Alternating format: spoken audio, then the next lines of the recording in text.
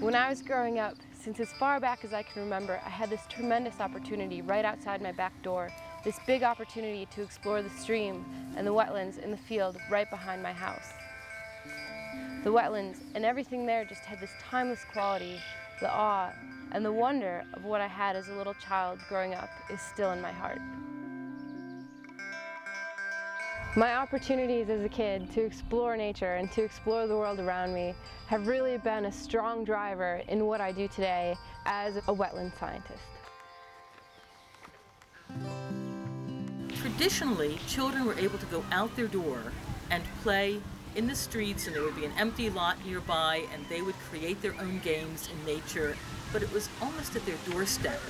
And that's how humanity has grown up, with nature nearby. Well, so many children now are growing up with almost no exposure to nature, especially we're thinking now of urban children who are deep in urban communities where there's not even a little pocket park nearby, let alone a lot that's been allowed to grow up wild where the child can explore and imagine all sorts of things. And they need that. That's the extinction of experience. It's the loss of common things, leading to a lack of caring about what's out there, leading to a lack of action to protect what's left, leading to more losses. So it's a dire cycle of loss begetting loss.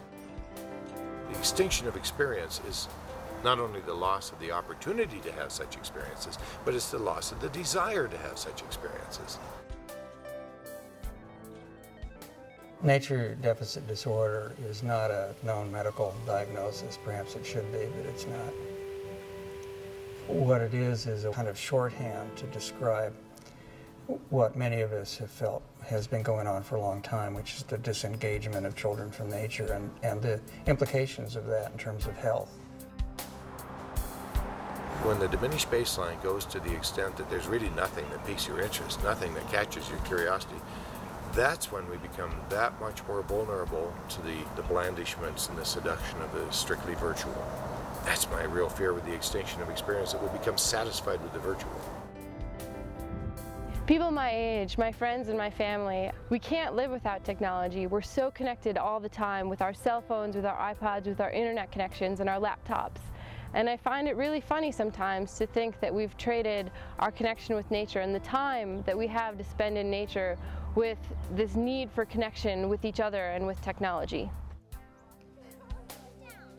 And many people are deeply concerned that if children don't develop that relationship with nature when they're young, they will not have it when they're older, and they will not be on the front lines protecting nature. In the last 200 years, we've lost about 50% of the wetlands in the continental United States. Historically, a lot of this wetland loss that has occurred in this country has been due primarily to agriculture and agricultural development. In the last 10 years or so, we've really seen a shift where the majority of the losses now are because of urban and rural development.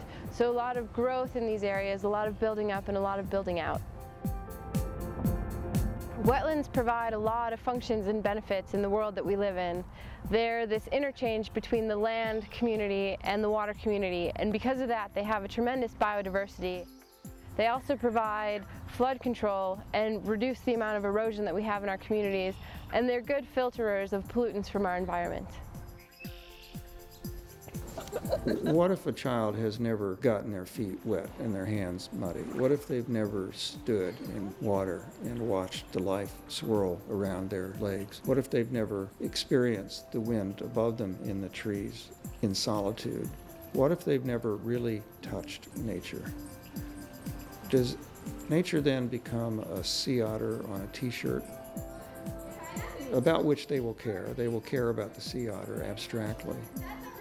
But in truth, we need to be immersed in nature. We need to know it with all of our senses if we're to care about it.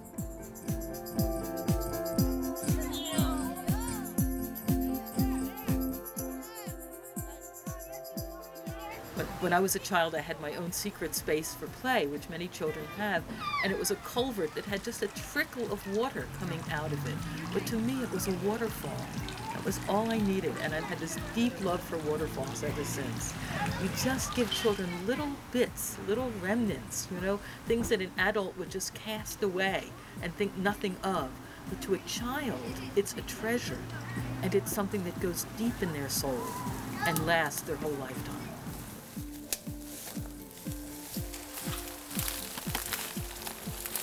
A dramatically altered, modified, diminished wetland can still provide wonder and excitement, because even if it has, just a few aquatic insects that are the ones that really hold on in polluted conditions, it still has something. That clump of trees at the end of the cul-de-sac, the ravine behind the house, that can be considered nearby nature. Now, in terms of biodiversity, those places are insignificant. They're not connected. They're not part of wildlife corridors, etc. And yet, to a child, that can be the whole universe. When you watch children playing in nature, I would say nothing thrills them as much as playing with water. They just love it. It's as if they just ingest that whole experience, goes all the way to their toes, and calms them and stimulates their imagination wonderfully.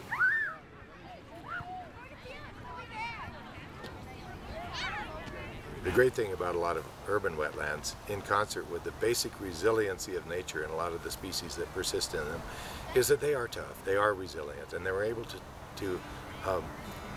take and to accommodate a good deal of the mild impact that kids bring to a site. Urban wetlands tend to be degraded or neglected, and they exist in this big amount of development, and all this stuff is developing, growing up, building around them, and sometimes they get forgotten, sometimes they get neglected, and they may not look the same way that a wetland that you see out in the wild will look. But these wetlands really provide us with a connection to nature, a connection with something wild that fuels our imagination, makes us want to explore, fills us with a sense of awe and wonder. And the best thing about these little pockets of wetland is that they're right at home. Playgrounds are a kind of artificial substitute for what children have always had in their lives, which are the opportunities to play with nature itself. And that's what stimulates children's imagination so deeply.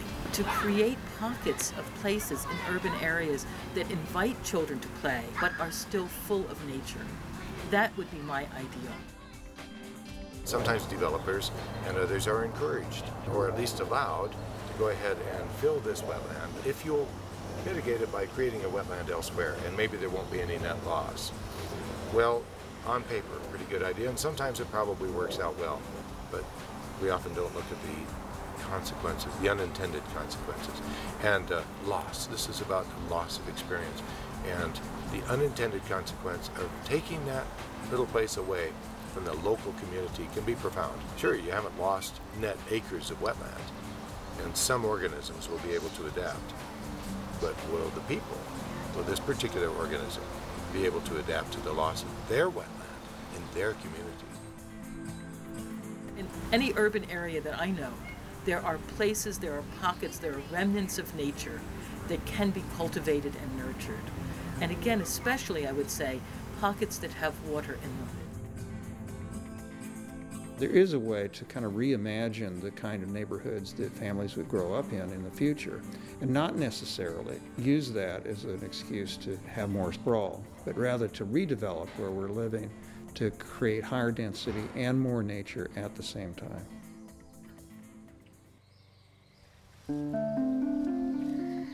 When I was a young boy, I spent a lot of time in the woods.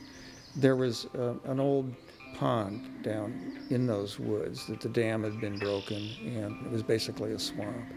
And I spent a long time, along the edges of that swamp, and I can still smell it. And it didn't smell great, but it smelled wonderful.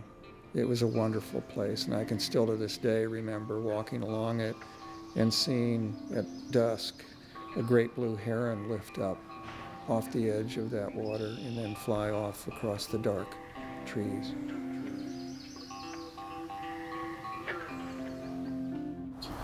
You don't conserve what you don't care about. You don't care about what you don't know. You know, what's a condor to a kid who never even knew a wren or a magpie?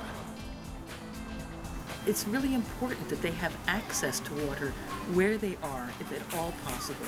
Nearby, if there's pockets of wetlands in their neighborhood, they should be protected.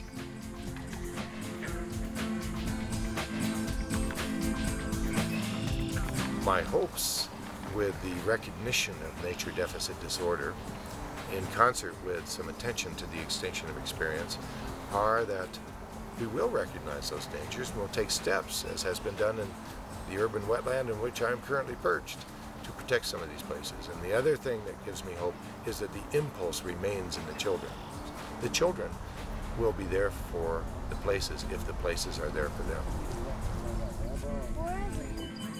Preserving and protecting the remaining wetlands that we have in our communities is really a matter of seeking out these places, finding out what wetlands exist near your home, near your work, or near your school, finding out who owns these parcels, who might be developing on them, what type of access there is, and what we can do as citizens to clean them up, to make them more functional, more beautiful places to be, and also to protect them from other development that's going on in the area.